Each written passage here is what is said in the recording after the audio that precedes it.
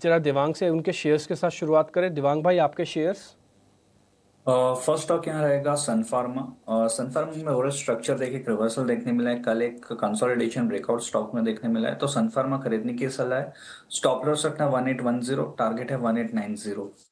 Next stock रहेगा Oberoi reality. Overall structure की बात करें, काफी पॉजिटिव स्ट्रक्चर है ओबेरॉय रियलिटी का। हार्ट ऑफ हैरोल्डन स्ट्रक्चर में स्टॉक ट्रेड कर रहा है, तो ओबेरॉय रियलिटी खरीदने की सलाह है। स्टॉप लॉस रखना है 2265, टारगेट है 2394। पर खरीदारी की राय 2394 तक के लक्ष्य बनाकर रखे, ये सलाह देवांग ने दी है। लेकिन वैशाली, आपके स्टॉक स्पेसिफिक आइडियाज आज सुबह कौन से होंगे? तो एक तो मैंने अदानी पोर्ट चूज किया है। काफी समय के बाद एक कन्विंसिंग बुलिश कैंडल भी बनी है। हायर टॉप डेली चार्ट पे दिख रहा है।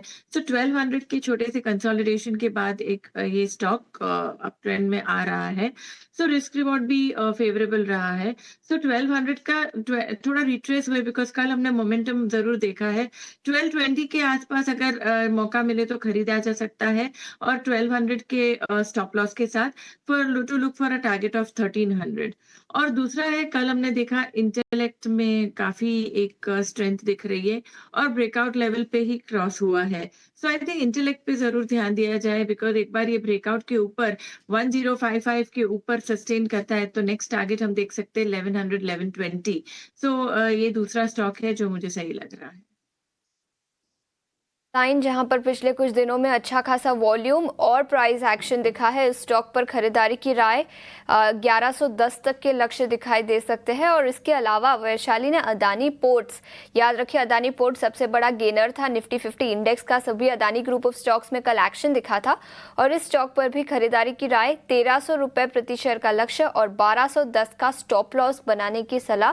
तो दोनों स्टॉक्स पर खरीदारी की राय वैशाली ने दी। बढ़ते हैं और जहां हम भारतीय बाजार की बात कर रहे हैं, मिले जुले संकेतों की बात करें, last leg of the year की बात कर रहे हैं, बस कुछ 3 से 4 trading sessions, in fact precisely 3 trading sessions इस वक्त 2024 के बचे हैं। और इस वक्त ब्रोकरेजेस के रिपोर्ट्स हैं जो कि इस वक्त आते हुए नजर आ रहे हैं। कुछ तमाम सेक्टर्स हैं जिस पर बात हो रही है। वैशाली जी, होटल लीजर स्पेस की अगर बात करें, वैसे तो नवंबर से लेकर फरवरी के महीने में हम देख रहे हैं काफ़ी डिमांड बढ़ती देखने को मिली है इस स्पेस के लिए, आगे बढ़ेगी भी।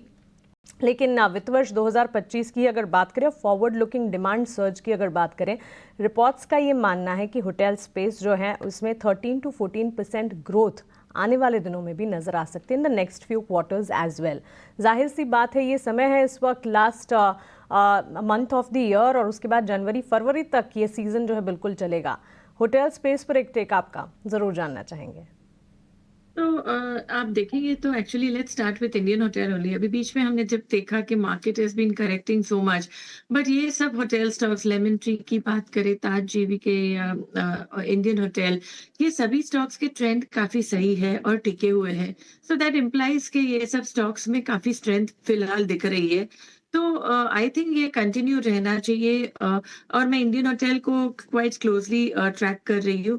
तो आई वुड से दैट फिलहाल जिनको लेना भी है तो 830 के मेजर सपोर्ट के साथ इसको खरीदा जा सकता है, और look for a trading target 890 का एक रेजिस्टेंस बनेगा।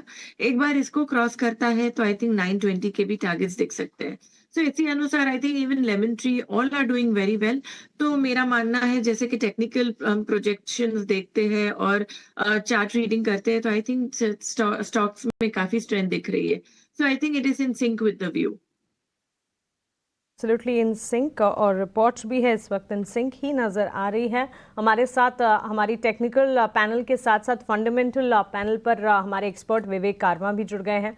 विवेक, वैसे रियल एस्टेट पर आपने बड़े बढ़िया अंदाज में BHK का कॉन्सेप्ट समझाया, वैसे ही होटल स्पेस का जिक्र भी मैं वैशाली जी के साथ कर रही थी, तो उनसे उनका नज़रिया जान रही थी। उन्हें fundamental basis hotel sector, leisure sector को इस वक्त कैसे देख रहे हैं आप, और आने वाले एक क्वार्टर के लिए अगर 2 से 3 महीनों की बात करें, किस तरह के सेंटिमेंट्स डेवलप हो रहे हैं? क्योंकि अपसाइकिल तो है और इस इंडस्ट्री में आगे भी अपसाइकिल जो है वो जारी रहने की ही बातचीत रिपोर्ट्स में भी नज़र आ रही है।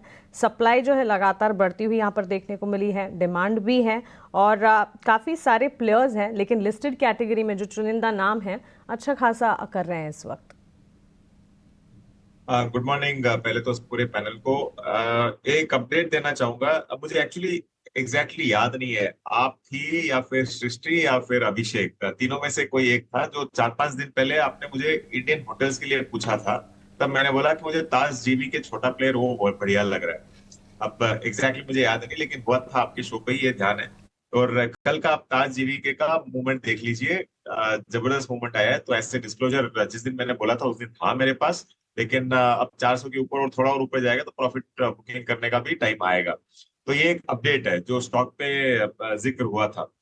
अब रहा कहा, टूरिज्म, होटल, हॉस्पिटैलिटी, ये सारे के सारे अभी भी अच्छे करेंगे। देखिए, इंडिया में एक्चुअली आप अगर देखो, ओवरऑल जो इनफ्लो ऑफ टूरिस्ट है पिछले साल के मुकाबले इस साल थोड़ा सा कम है। और टूरिस्ट को काफी दिक्कतें हो रही है। मतलब जो सॉफ्ट इंफ्रास्ट्रक्चर बोलते हैं ना, अगर आप रोड पे चल रहे हो और आपको वॉशरूम चाहिए तो ये मिलना बहुत मुश्किल हो जाता है, जैसे फॉरेन कंट्रीज में इजीली अवेलेबिलिटी रहती है। तो ये सब बहुत सरकारें इस पे फोकस कर रही है। और मुझे लगता है कि जो ट्रैवल एंड टूरिज्म है यहाँ से एकदम नेसेंट स्टेज में है, मतलब अभी भी एक बेबी स्टेज में है ये। तो लॉन्ग टर्म में आपको बहुत ही अच्छा करते हुए दिखेगा ये सेक्टर।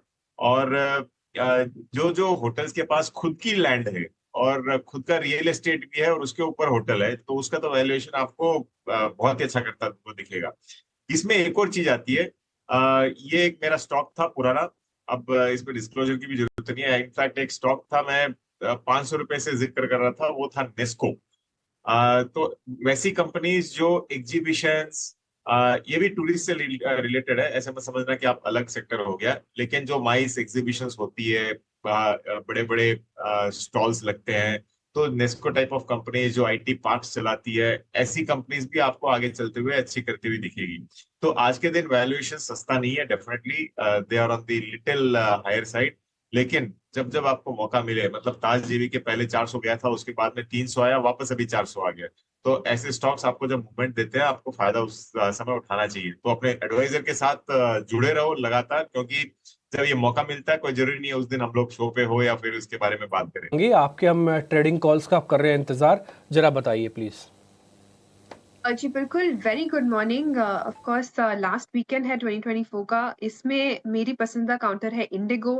लगातार कंसोलिडेशन के बाद एक अच्छा ब्रेकआउट यहाँ पे देखने को मिल रहा है और फॉलो अप यहाँ पे बहुत ही स्ट्रांगली नजर आ रहा है। तो फटाफट कंक्लूड करूंगी क्योंकि मार्केट्स ओपन हो रहा है। तो यहाँ पे नेक्स्ट टारगेट्स जो है 4900 के बनते हुए दिख रहे हैं। 4630 के एक स्टॉप लॉस के साथ इसमें खरीदारी की सलाह रहेगी। अच्छा, एक ही शेयर है इंडिगो, बस इसी पे राइड करना है, मतलब फ्लाई करना है इसी पे ही? जी बिल्कुल, इसी में फ्लाई करना है। रोलओवर्स भी काफी पॉजिटिव आए हैं और हम काफी एक्सपेक्ट कर रहे हैं कि इसमें एक अच्छा मोमेंटम कंटिन्यू होते हुए दिखेगा। पूरे मार्केट के वॉलेटिलिटी के बावजूद बहुत ही रेजिलेंट है, तो यहाँ पे स्ट्रेंथ बनी हुई रहेगी। ओके मैम, तो इंडिगो पे हम रखेंगे ध्यान। आपने टारगेट दिया 4900 का, 4700 के आसपास का बंद है। और कल भी ज़्यादातर एक्सपर्ट्स यही कह रहे थे कि कम से कम पोर्टफोलियो में नहीं है ना तो इसको डाल के रखो। 63% मार्केट शेयर वाला को अगर एविएशन में से नहीं डालोगे तो फिर कौन सा शेयर आपको ढूंढ के डालना होगा एविएशन में, है ना। तो रखो ज़रूर 4900 तक का टेक्निकल टारगेट।